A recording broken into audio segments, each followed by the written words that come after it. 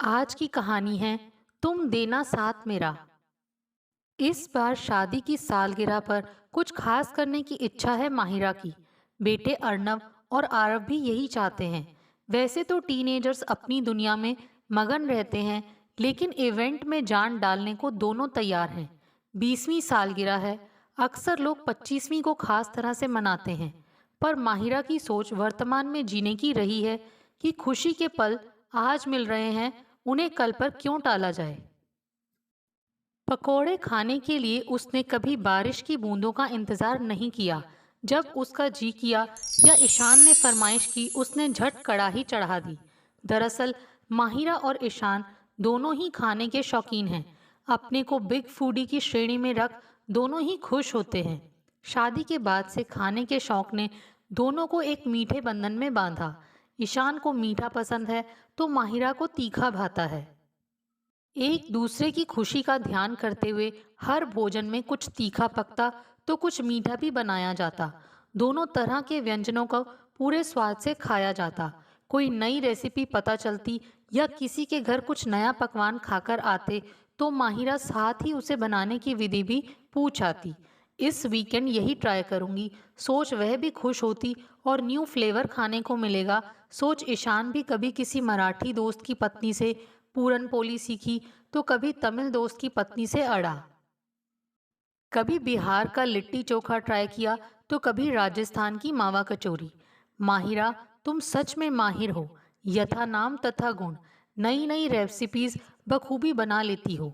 ईशान अक्सर अपनी पत्नी की पाक कला पर बलिहारी जाता। मेरी माँ ने सिखाया था कि आदमी के दिल का रास्ता उसके पेट से होकर जाता है। बस वही फॉलो कर रही हूँ जाने मन। माहिरा भी हंसकर कहती। पेट ही नहीं, तुमने इस फूडी के मन को भी संतुष्ट कर रखा है। ईशान के कहने पर दोनों ठहाका लगाते। स्वादों के इस मेले में घूमते फिरते इतने साल निकल गए। जाहिर है सब स्वादिष्ट खानों का शौक होगा तो उनके संग शरीर में आई कैलोरी भी अपना रंग दिखाएगी। थोड़े बड़े पेट और फैली कमर की ओर लटकते लव हैंडल्स के लिए मायरा के पास एक बढ़िया जवाब तैयार रहता कि दो दो बच्चों की माँ हूँ। 16 साल की लड़की तो रही नहीं अब मैं। ईशान भी कब कोई ताना झेलने वालों में से होता। वह भी चुटकी लेता कि मैं भी तो दो दो बच्चों का बाप हूँ, मेरी तो उनको नजर क्यों लगाती हो। इस लजीज मस्ती में विघ्न तब पड़ा जब पिछले साल एक शाम ऑफिस से लौटकर ईशान ने बताया कि आज कंपनी की तरफ से हेल्थ कैंप लगा था। थोड़ा ज्यादा हो गया है वेट, 115 किलोग्राम आया। झेपते हुए ईशान बोला। क्या? माहिरा की छोटी सी चीख निकल गई। थोड़ा ज्यादा वेट? 115 किलोग्राम को तुम थोड़ा ज्यादा वेट बोल रहे हो? अब मेरी समझ में आ रहा है कि आजकल तुम्हारे घुटनों में दर्द क्यों रहने लगा है। इतना वजन उठाएंगी तो भला टांगों का क्या दोष।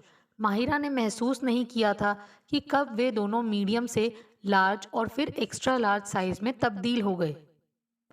आज ऑफिस में हुए हेल्थ कैंप की रिपोर्ट ने ईशान को परेशान कर दिया। जीप का चटोरापन अपनी जगह है, उसकी सजा पूरे शरीर को भुगतनी पड़े, यह बात ठीक नहीं।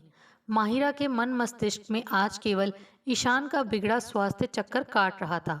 डिनर पश्चात बच्चे गुड नाइट कहकर अपने कमरे में चले गए और ईशान माहिरा अपने कमरे में। माहिरा जल्दी सोने वालों में से है, लेकिन आज नींद बेडरूम में घुसने का नाम नहीं ले रही थी। उसे जागता हुआ देख शायद ईशान को एहसास हो गया कि आज माहिरा को किस बात ने परेशान किया हुआ है। उसके बालों में अपनी उंगलियां फेरते हुए बुदबुदाया। माहिरा, तुम अच्छी तरह वाकिफ हो मेरे टेस्टी खाने की आदत से। खाने में स्वादिष्ट भोजन के बिना मुझे कुछ अच्छा नहीं लगता और इसी कारण मेरा वजन बढ़ गया है। आज कैंप के डॉक्टरों ने मुझे और भी कई ब्लड टेस्ट करवाने को कहा। साथ ही काफ़ी हिदायतें भी दी कि तला भुना खाना, मीठा खाना, बेकरी प्रोडक्ट्स वगैरह सब बंद। इतना कहकर वह धीरे से हंसा। इन्हें क्या मालूम एक फूडी के लिए जीभ का स्वाद क्या होता है। इनकी सलाह मानकर जीना भी कोई जिंदगी हुई। जिंदगी जिंदा दिली का नाम है। डरने वाले का क्या खाक जिया करते हैं। डॉक्टरों की बात को इतना लाइटली मत लो ईशान। अगर अभी से शरीर अनहेल्दी हो जाएगा तो बुढ़ापे में क्या होगा। माहिरा ने अपनी चिंता व्यक्त की। तुम हो ना मेरा बुढ़ापा संभालने के लिए। अभी का टाइम तो अच्छी तरह जिए। वैसे भी मैंने कई इंश्योरेंस पॉलिसियां ले रखी हैं। Don't worry dear. ईशान की बातों से माहिरा को समझते देर न लगी कि वह अब भी अपने स्वाद त्यागने को तैयार नहीं है। एक गुड न्यूज़ दे दूं तुम्हें। मैंने इस लॉन्ग वीकेंड के लिए कॉर्बेट नेशनल पार्क में रिजॉर्ट बुक करा लिया है। बस अब तैयारी कर लो एक छोटे से हॉलिडे की। कुछ समय के लिए माहिरा चिंतित अवश्य हो उठी थी, लेकिन ईशान की जिंदा दिली ने जिंदगी को फिर यथावत चला दिया। 2 दिनों में एक शॉर्ट वेकेशन के लिए जाना था, सो माहिरा तैयारी में जुट गई। मौसम के अनुसार सभी के कपड़े, कैमरा, दूरबीन, चार्जर, कुछ खाने पीने का सामान आदि पैक करते हुए उसने अगले 2 दिन बिताए। ईशान को उसके हाथ के बने स्नैक्स इतने भाते थे कि उसने पूरे मन से चकली, मठरी और नमक पारे बनाए। साथ ही मफिन और नट्स एंड डेट केक सूखे नाश्ते के लिए बना लिए। शनिवार की अल्प सुबह चारों अपनी गाड़ी में सवार हो निकल पड़े। हल्का फुल्का नाश्ता रास्ते में चलती कार में करते गए। जब गजरौला पहुंचे तब जाकर सबने ज्ञानी ढाबे पर पेट भरकर खाया। ढाबे के खाने की बात ही और होती है। साथ ही कड़क चाय पीकर सबकी थकान छूमंतर हो गई। पूरे 5 घंटों का सफर तय कर उनकी car Jim Corbett national park पहुंची। रामनगर में बुक किए रिजॉर्ट में पहुंचकर सब कुछ देर सुस्ताए। बच्चों, आज का प्लान है जीप सफारी। शाम 4 बजे चलेंगे। ईशान की बात सुनकर दोनों बच्चे खुश हो उठे। बच्चों के साथ घूमने का यही आनंद है। उनका उत्साह बड़ों में भी उमंग और ऊर्जा भर देता है। आज जीप सफारी के मज़े लेते हैं और कल सुबह चलेंगे एलिफेंट सफारी पर। सुबह के समय में शेर देखने के चांस बहुत होते हैं और फिर हाथी के ऊपर बैठकर जंगल की सैर के क्या कहने। ईशान की योजना ने बच्चों को ये के नारे लगाने पर विवश कर दिया। जीप सफारी में उन सभी ने बहुत आनंद उठाया। हालांकि शेर के दर्शन नहीं हुए, पर कल सुबह हाथी की सवारी पर शेर देखने की आशा लिए चारों रिजॉर्ट लौट आए। पूरे दिन के थके हुए खाना खाकर चारों अपने अपने बिस्तर पर ढेर हो गए। कल सुबह जल्दी उठना था, सो जल्दी सोने का निर्णय पहले ही तय था। सोते हुए अचानक माहिरा को ऐसा प्रतीत हुआ कि बिस्तर पर कुछ हलचल हो रही है। उसने उठकर देखा तो ईशान बड़ी व्याकुलता से अपनी छाती सहला रहा था। क्या हुआ? माहिरा ने पूछा। ईशान हौले से बोला, अजीब घबराहट सी हो रही है। करीब 1 घंटे से जागा हुआ हूँ। टॉयलेट भी हो आया, पर ऐसा लग रहा है जैसे छाती में गैस हिट कर रही है। कोई चूरन लाई हो क्या? ईशान की छटपटाहट देख माहिरा बेचैन हो उठी। इतनी रात गए यहाँ घर से बाहर। समय देखा तो रात के 2 बज रहे थे। बाहर का खाना खाया है, क्या पता उसी से अपच हो रही है। थोड़ा टहल कर देखो। माहिरा के सुझाव पर ईशान उठकर कमरे में ही धीरे धीरे टहलने लगा। काफ़ी देर से टहल रहा हूँ, पर आराम नहीं आया। तब जाकर वापस बिस्तर पर बैठ गया था। ईशान के बिगड़ते मुंह से माहिरा समझ रही थी कि उसे तकलीफ हो रही है। उसने तत्काल रिसॉर्ट की रिसेप्शन पर फ़ोन किया। यहाँ कोई डॉक्टर ऑन कॉल की सुविधा तो नहीं थी, पर हल्द्वानी में कई अच्छे अस्पताल हैं, यह बताया गया। बच्चे सो रहे थे। ईशान की तबीयत में कोई सुधार न आता देख माहिरा ने अस्पताल जाने का निर्णय ले एक टैक्सी बुलवा ली। बच्चों को यहीं रूम में सोता छोड़कर दोनों टैक्सी से हल्द्वानी के लिए रवाना हो गए। हल्द्वानी के ब्रिजपाल हॉस्पिटल तक पहुंचने में उन्हें पूरा 1 घंटा लग गया। रास्ता भर ईशान अपनी छाती सहलाता रहा और माहिरा उसके माथे पर बार बार छलक आई पसीने की बूंदों को पोंछती रही। सारे रास्ते दोनों चुप रहे। किसी की समझ में नहीं आ रहा था कि क्या कहे। माहिरा हताश होने वालों में से नहीं थी, किंतु वर्तमान स्थिति के कारण उसमें नैराश्य की भावना उभरने लगी थी। उसे आने वाले कल की चिंता ने घेर लिया। उसने खामोशी से ईशान का सिर अपने कंधे पर टिका लिया। इस 1 घंटे के रास्ते में न जाने कितनी भावनाओं के ज्वार दोनों के मन में शोर मचाते रहे। दोनों के मन के अंदर न जाने कितने विचारों का आवागमन निर्बाध चल रहा था। अस्पताल पहुंचे तो इमरजेंसी में दाखिल किया गया। ऑन ड्यूटी डॉक्टर ने चेकअप किया। पहले भी हुआ है कभी ऐसा? फिर रिपोर्ट बनाकर ईशान को फौरन आईसीयू में भर्ती किया गया। ईसीजी करवाया। फिर ईशान के हाथ में कैन्यूला लगाकर कुछ देर के अंतराल में 2 इंजेक्शन दिए, कुछ टैबलेट्स दी। थोड़ी थोड़ी देर में नर्स बीपी चेक करने लगती। ऐसे ही अगले 2 घंटे बीत गए। बाहर सूरज की किरणें हर ओर छिटक कर नए सवेरे का संदेश देने लगी थी। किंतु माहिरा और ईशान की रात अभी खत्म नहीं हुई थी। दोनों बहुत व्याकुल थे। माहिरा ने रिजॉर्ट में फ़ोन कर अपने बच्चों के नाम संदेश छोड़ा ताकि उठने पर वे इन्हें अपने पास ना पाकर डरे नहीं। जब ईशान की तबीयत में थोड़ा सुधार आया तब डॉक्टर ने माहिरा को अपने कक्ष में बुलाया। देखिए मैडम, जब आप आए तब आपके हस्बैंड का बीपी रेट 210-110 था, जो सामान्य से काफ़ी अधिक है, खतरनाक लेवल तक। इनकी यही हालत बीपी अटैक के कारण भी हो सकती है और हो सकता है कि यह एक हार्ट अटैक भी हो। इसकी जांच करने के लिए हमें इन्हें एडमिट रखना होगा। ट्रॉप टी टेस्ट भी करना होगा। कहते हुए डॉक्टर ईशान की फैमिली मेडिकल हिस्ट्री पूछने लगे। माहिरा इतनी डिटेल सुनकर काफ़ी घबरा गई। वह यहाँ अकेली थी, ऐसे में कोई भी निर्णय अकेले लेना उसे ठीक नहीं लगा। उस ईशान से डिस्कस करके ही आगे का कदम उठाना सही लगा।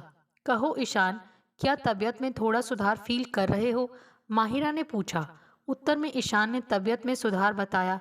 तब माहिरा ने उसे वस्तु स्थिति समझाकर पूछा, एडमिट करने के लिए हामी भर दूं? कहो तो तुम्हें एडमिट करवाकर रिजॉर्ट जाकर बच्चों को ले आऊं? ईशान विषादग्रस्त हो बोला। सॉरी माहिरा, मेरे कारण तुम सबको कितनी परेशानी का सामना करना पड़ रहा है। कहाँ तो हम सब हॉलीडे मूड में आए थे और ये सब हो गया। तुम्हें अकेले ही? कैसी बातें करते हो ईशान, ये समय परेशान होने का नहीं, सही निर्णय लेने का है। अच्छा, तुम रेस्ट करो, मैं अपने फैमिली डॉक्टर से फ़ोन कर राय लेती हूँ। कह माहिरा ने उनका फ़ोन मिलाया और सारी स्थिति विस्तार से समझाई। उनकी बात लोकल डॉक्टर से भी करवा दी। उनकी सलाह पर ट्रोपोनिन टी टेस्ट भी करवाया। जब तक उसकी रिपोर्ट आई, माहिरा टैक्सी से वापस रिजॉर्ट गई। वहां चेकआउट किया। बच्चों को लेकर अपनी कार से ड्राइव करती हुई अस्पताल पहुंची। डैडी को इस हालत में पाकर बच्चे काफ़ी परेशान हो उठे। कितनी प्रसन्नता से छुट्टी मनाने आए थे। उनको खिन देखकर ईशान भी तनावग्रस्त हो गया। कुछ ही घंटों में ट्रॉप टी टेस्ट भी रिपोर्ट आ गई। शुक्र है कि रिपोर्ट नेगेटिव आई। इसका सीधा तात्पर्य था कि ईशान को बीपी का अटैक आया था, हार्ट अटैक नहीं। स्थानीय डॉक्टरों से प्रिस्क्रिप्शन लेकर माहिरा ने ईशान को डिस्चार्ज करवाया और कार में सवार हो सभी घर रवाना हो गए। रास्ते में बच्चे फ़ोन पर गेम खेलने में मगन हो गए। किंतु ईशान और माहिरा का मन अभी भी भूत, वर्तमान और भविष्य के जाले पहुंच रहा था। कल और आज, इन 2 दिनों में उनकी जिंदा दिली से दौड़ती जिंदगी को बड़ा झटका लगा था। इस अनुभव ने दोनों को झकझोर दिया। उन्होंने कभी नहीं सोचा था कि उनके स्वप्न महल की ऊंची दीवारों को हिलाना इतना आसान हो सकता है। आगे ऐसी स्थिति ना उत्पन्न हो, यह सोचकर माहिरा ने अपने ग्रस्त जीवन को और प्रबल करने की ठान ली। जैसे नई रेसिपीज माहिरा में एक नया जोश फूंक देती है, वैसे ही ईशान का स्वास्थ्य वापस ठीक करने की इच्छा ने उसके अंदर एक नव ऊर्जा का संचार कर डाला। जीभ का जुनून छोड़ा नहीं जा सकता, पर कंट्रोल तो किया जा सकता है। लाइफस्टाइल बदलाव की मदद से अनहेल्दी हो चुकी जिंदगी को वापस ट्रैक पर लाने के लिए उसके हाथ में अभी समय है। सुबह नाश्ते की टेबल पर दलिया देख ईशान का चौंकना स्वाभाविक था। अक्सर माहिरा दलिये के कबाब या टिक्की बनाती थी। दलिया उन्हें बीमारों का खाना जो लगता था। खाकर तो देखो, ईशान के चेहरे पर उभर आए भावों को परखते हुए माहिरा बोली। दलिया भी टेस्टी हो सकता है, मैंने कभी सोचा नहीं था। ईशान के मुंह से नाश्ते की प्रशंसा सुन माहिरा को अपने स्ट्रैटेजी पर कॉन्फिडेंस बढ़ गया। आज का सारा दिन उसने बढ़ते वजन का सेहत पर असर और वजन बढ़ाने के तरीकों के बारे में सर्च करने में बिताया। दिन ढले जब ईशान घर लौटा तो वह पूरी तरह तैयारी के साथ सबके सामने आई। माहिरा के हाथ में कॉपी, पेन और कुछ प्रिंट आउट्स देखकर ईशान को थोड़ा अचंभा हुआ। ईशान, मुझे अपनी ज़िंदगी तुम्हारे साथ वैसे ही व्यतीत करनी है जैसे अब तक जीती आई हूँ, खुशी से, प्यार में डूबकर और हंसते खेलते। ईशान का हाथ अपने हाथों में लेकर उसने बात शुरू की। अपने शरीर के प्रति हमारा सबसे पहला कर्तव्य है और नेक्स्ट आती है हमारी फैमिली। फिर उसने अपने दोनों बेटों को पुकारा, अर्नव, आरव, आज तुम्हें एक कहानी सुनाती हूँ। तुमने सर्कस में जगलर देखा है ना? वह कैसे एक साथ कई बॉल्स उछालता पकड़ता है। वैसे ही हम सब जीवन के जगलर्स हैं। हम सब के हाथों में 5 बॉल्स हैं, 3 रबड़ की और 2 कांच की। रबड़ की बॉल्स को उछालो, गिराओ, पर वे टूटेंगी नहीं, वापस बाउंस करके हमारे हाथ में आ जाएंगी। किंतु कांच की बॉल्स अगर गिरी तो टूटना तय है। माहिरा अपने तीनों दर्शकों ईशान, अर्नव और आरव, जो पूरी तल्लीनता से उसे देख सुन रहे थे, की आंखों में आंखें डालकर कहने लगी, हमारा प्रोफेशन, हमारी धन संपदा और हमारा फ्रेंड सर्कल, ये तीनों हैं रबड़ की बॉल्स। एक बार छूट गई तो इनका फिर से मिल पाना संभव है। हमारा स्वास्थ्य और हमारा परिवार, ये दोनों हैं कांच की बॉल्स। इनके प्रति लापरवाही बरती और यदि ये हाथ से फिसल गईं तो अपना नुकसान तय समझो। माहिरा की संजीदगी देख ईशान समझ गया कि इस बार वह हेल्थ को लेकर काफ़ी सीरियस है। माहिरा ने प्रिंट आउट के जरिए ईशान को शरीर में अधिक फैट जमा होने पर होने वाले नुकसानों के बारे में समझाया, हेल्दी रहने के फायदे दिखाए, कई प्रकार के डाइट चार्ट्स भी शेयर किए। अगली सुबह अलार्म ने नींद काफ़ी जल्दी खोल दी। Sports shoes, water bottle, hanky, towel, सब कुछ तैयार था। माहिरा और ईशान ने रोजाना मॉर्निंग वॉक शुरू कर दी, साथ ही एक जिम की मेंबरशिप भी ले ली। इतनी रिसर्च का यह लाभ हुआ कि माहिरा डाइट में भी बदलाव लाई। अधिकतर घर का खाना, 1-2 चम्मच तेल में ही खाना पकाना, मीठे पर कंट्रोल, पोर्शन कंट्रोल, टाइम पर खाना आदि कदम उठाने से जल्दी ही ईशान को अपने घुटनों के दर्द में आराम मिलने लगा। 1 साल की तपस्या से शरीर का काफ़ी फैट उतर चुका था। माहिरा का साइज भी अब सिकुड़ कर मीडियम पर आ पहुंचा। शादी की 20वीं वर्षगांठ की पार्टी के उपलक्ष्य में दोनों ने स्पेशल पोशाकें सिलवाईं। मैरून कलर कोऑर्डिनेट करके जब दोनों ने पार्टी में एंट्री की तो सारा हॉल मित्रों व रिश्तेदारों की तालियों से गुंजायमान हो उठा। कोई कहता, तुम दोनों को देखकर कौन कह सकता है तुम्हारी शादी को 20 साल हो गए हैं। तो कोई कहता, वाह कितने यंग और फ्रेश लग रहे हो, जैसे नया शादीशुदा जोड़ा। प्रशंसा और कॉम्प्लीमेंट्स की बरसात में भीगते हुए दोनों स्टेज की ओर बढ़े। सबके जवाब में ईशान कहने लगा, इसका श्रेय सिर्फ और सिर्फ माहिरा को जाता है। इसके संकल्प और मेहनत का परिणाम है कि इसने मेरा बुढ़ापा कई साल पीछे धकेल दिया है और इसी खुशी में आज मैं और माहिरा एक कपल डांस करेंगे। चलाओ मेरी रिक्वेस्ट का गाना। शर्माती हुई माहिरा को बाहों में ले ईशान डांस फ्लोर पर जा पहुंचा। पीछे से गाना बज उठा, जब कोई बात बिगड़ जाए, जब कोई मुश्किल पड़ जाए, तुम देना साथ मेरा, ओ हम नवाज। दोस्तों, आपको हमारी ये कहानी कैसे लगी? प्लीज़ कमेंट्स करके बताइए। Thanks for watching this video.